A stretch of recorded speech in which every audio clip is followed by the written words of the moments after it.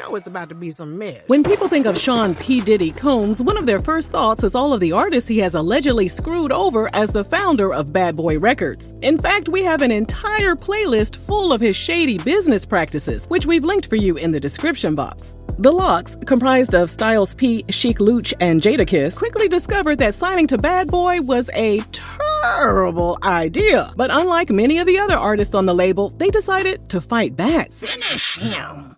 Before we jump into today's video, you're gonna need some money, power, and snacks you'll be eating right. Our online concession stand at rrgsnacks.com has an assortment of 5-star goodies, like Applewood smoked bacon jerky, freeze-dried goodies, and gummy sour peach rings.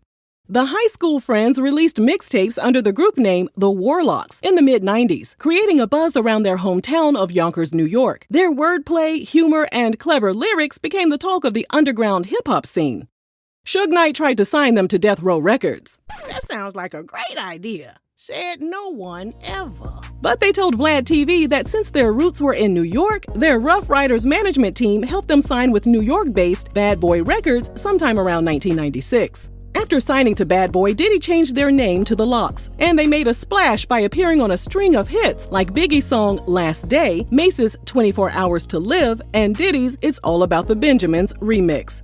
It's all about the Benjamins, baby. They were on top of the world when they released their debut album, Money, Power, and Respect, in 1998. It peaked at #1 on the top hip-hop albums chart and sold more than 693,000 copies. Their longtime fans were surprised to hear the group's music go from grimy to watered down, with songs like If You Think I'm Jiggy, If You Really Dig Me and You Think I'm Jiggy, Come on shorty, let Chic me Luch know. blamed the label for their new direction, telling the New York Daily News, "We couldn't say what we wanted to say. We couldn't write what we wanted to write. You can't work when you're uncomfortable." Despite the album's success, the Lox told the LA Times they became an afterthought at Bad Boy and received little attention and barely any promotion. Beneath the surface, the Lox didn't fit the mold of what Diddy was trying to portray. Following the murders of Death Row artist Tupac and Bad Boy artist Biggie, Diddy was reportedly trying to revamp Bad Boy by releasing more radio-friendly rap songs. Diddy was also in his shiny suit era, while the Lox wanted to focus on making street anthems. So obviously, their tough exterior didn't fit Diddy's new direction.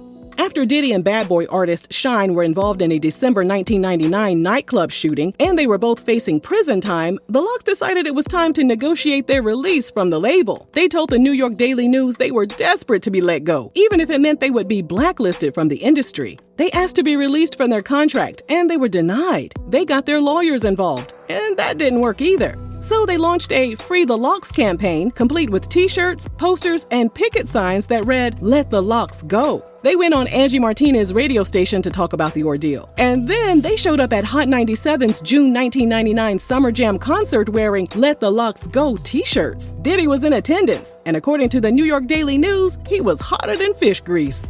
It wasn't until they all came face to face that the Lox reminded Diddy they weren't the ones to play with. Sean John about to get his ass kicked, ain't he? Styles threw a chair at him, just like that man did at the Alabama boat brawl. I remember that boat brawl, girl. Styles later regretted his actions. He told Hip Hop DX the moment with tossing the chair at Puff was a combination of being really stupid and really angry.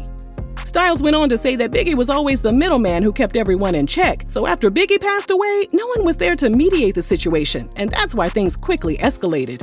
That incident was enough for Diddy to realize it was time for him to do right by the Lox. In August 1999, he told MTV, "The Lox situation, it just didn't work out, so we're in the process of selling them right now. And they are still, to me, some of the hottest rappers out. I wish them the best of luck. I'm sorry it didn't work out." Yeah, you sorry, all right. In 1999, they joined DMX and Eve at Rough Riders Records. Their second studio album, We Are the Streets, was released in 2000. The album was another success. It was certified gold and landed at #2 on the hip-hop charts. From there, they released their solo albums. Although they were far removed from Bad Boy Records, they still had some unfinished business to take care of. Lord, here we go. Here we go.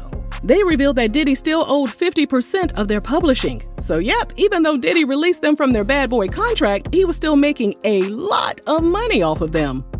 In December 2005, Sheik was on Hot 97 to discuss his solo project, and Styles and Jadakiss joined him. Sheik thought they were there for moral support, but the interview quickly took a turn when the guys started discussing Diddy's ownership of their publishing, and Jadakiss threatened to drop a fridge on Diddy. Not a damn fridge busting Diddy upside the head, like in the cartoon, girl. Diddy caught wind of the interview and decided to call into the show. But to get on there and portray like somebody gotta go and steal and rob and be shysting, y'all, that ain't really correct. You know what I'm saying? All that throwing the refrigerator and you gonna kill, you ain't killing nobody, man. You know what I'm saying? We businessmen.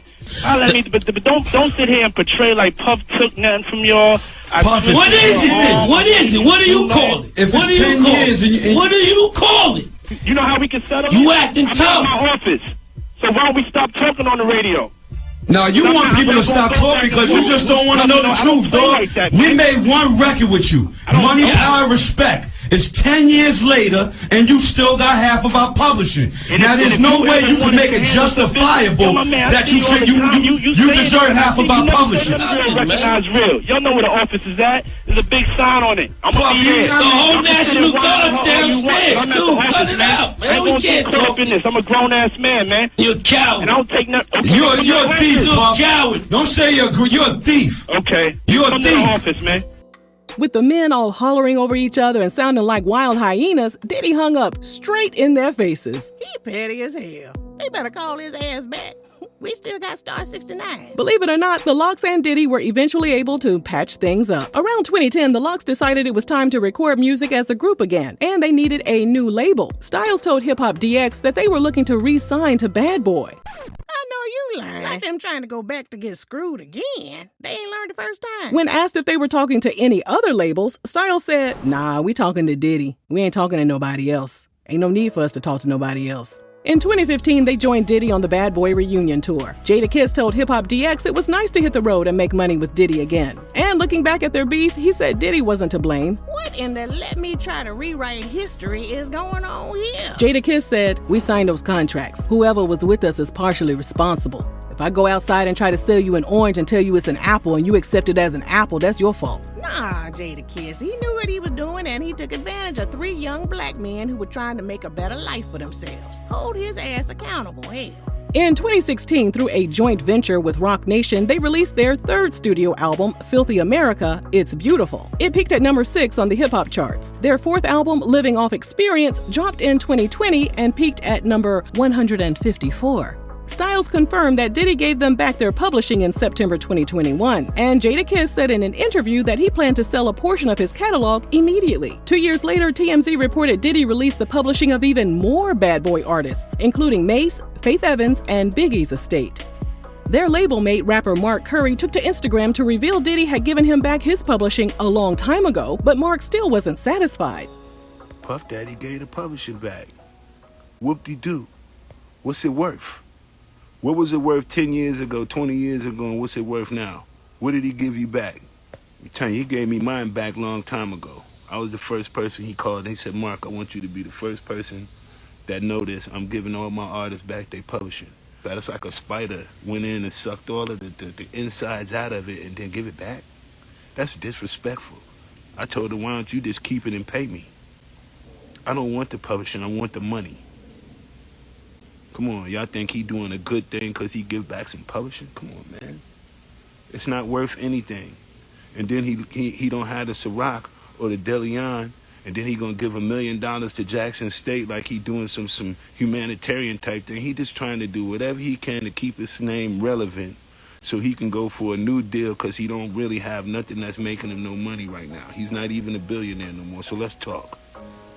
Many people think Diddy had ulterior motives as it pertained to signing over the publishing rights back to his artists, especially since Aubrey O'Day, formerly of Danity Kane, revealed that the publishing transfer came with a non-disclosure agreement. When TMZ asked her what she thought Diddy's motivation was, Aubrey said, "I think he would probably be making moves to keep as many people quiet as possible."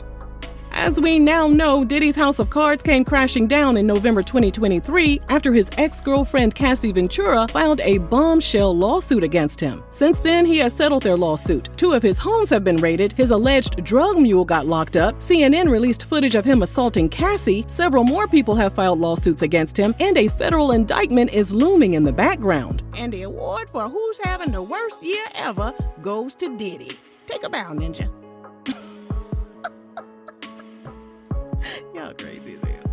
Do you think Diddy was trying to do right by his former artists because he knew his life was about to go up in flames and he wanted to look good in the court of public opinion? Let us know your thoughts down below. And thanks for watching RRG.